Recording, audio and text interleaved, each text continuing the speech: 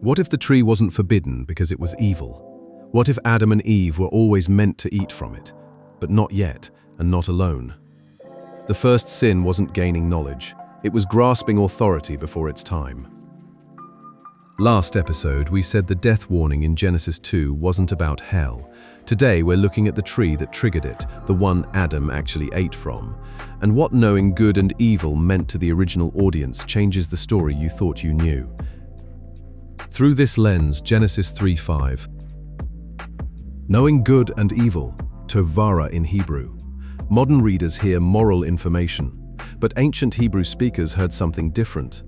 Listen to where the phrase shows up elsewhere. 2 Samuel 14:17 of King David. My Lord the King is like the angel of God, discerning good and evil. 2 Samuel 19:35. 1 Kings 3-9. The phrase isn't about learning what evil is, it's the language of royal judgment. To an ancient Israelite, knowing good and evil wasn't information you absorbed. It was the authority a king carried, the power to decide cases, to rule on right and wrong, to govern, the kind of judgment a mature monarch holds. When Genesis says the tree gives knowledge of good and evil, that's what it means, sovereign rulership. And God says in Genesis 2:17, don't eat from this tree. Don't grasp this authority. Yet, the tree itself isn't poisonous. It's not labeled evil. God doesn't say it's bad. He says it isn't theirs yet. The implication is staggering. The authority is coming. Here's where it gets interesting. Genesis 3:22.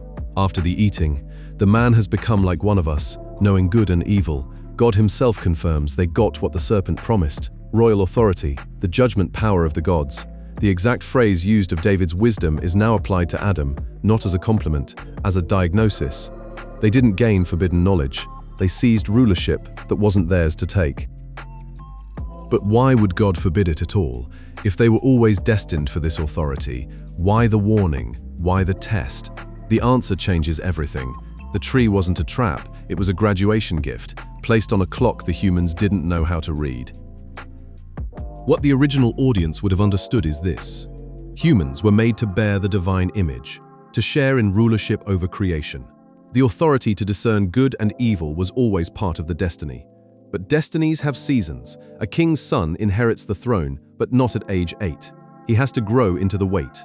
Adam and Eve weren't ready. The tree was offered, but not yet, and not without God. And that's what the serpent exploited. He doesn't lie about the tree. He doesn't say, this will give you nothing. He says you'll be like God, knowing good and evil. He offers them the destiny, but stripped of the relationship, the shortcut. And here's where it shifts. The traditional reading goes like this. Adam and Eve were innocent, didn't know good from evil, were tempted to learn moral discernment, and fell. The tree gave them dangerous information, sin entered. They became aware of nakedness because they suddenly had a moral framework they didn't have before. It's tidy, and it doesn't match how Hebrew scripture actually uses the phrase. Seen through the royal authority lens, the fall isn't a knowledge gain, it's an authority grab. The sin wasn't curiosity about good and evil, it was reaching for sovereign judgment without God. Same destination, minus the relationship that was supposed to carry them there. This is why it matters. If the fall is about knowledge, the cure is education. Give people the right information and they'll behave. If the fall is about grasping authority outside fellowship, the cure is something else entirely. It's about who you're sharing rulership with. It's about whether you can receive the gift or whether you have to grab it. Now back to the objection. Jesus says in John 8:44 that the devil is the father of lies and from the beginning. So if the serpent's promise, you'll be like God, knowing good and evil, was technically true, in what sense was he lying? Read the offer again. He promised the destiny but hid the cost. He said, your eyes will be opened. He didn't say, and you'll be exiled from the garden, mortal, severed from the fellowship that was supposed to bring you here. And you will be like God, knowing good and evil. Genesis 3:5, NRSV. The serpent's lie isn't in the outcome, it's in the silence. He never mentioned the price. The truth of the prediction is what makes the betrayal complete. And here's the New Testament moment that completes the picture. Philippians 2-6. Christ did not consider equality with God something to be grasped. The Greek word is harpagmos. It means seizing, snatching, grabbing. The exact pattern Adam took, Christ refuses. The first Adam grasped equality and lost everything. The last Adam refused to grasp and was given everything. 2 trees, 2 responses, 1 fall, 1 restoration. Through this lens, the fall isn't a curiosity tragedy, it's a sovereignty story.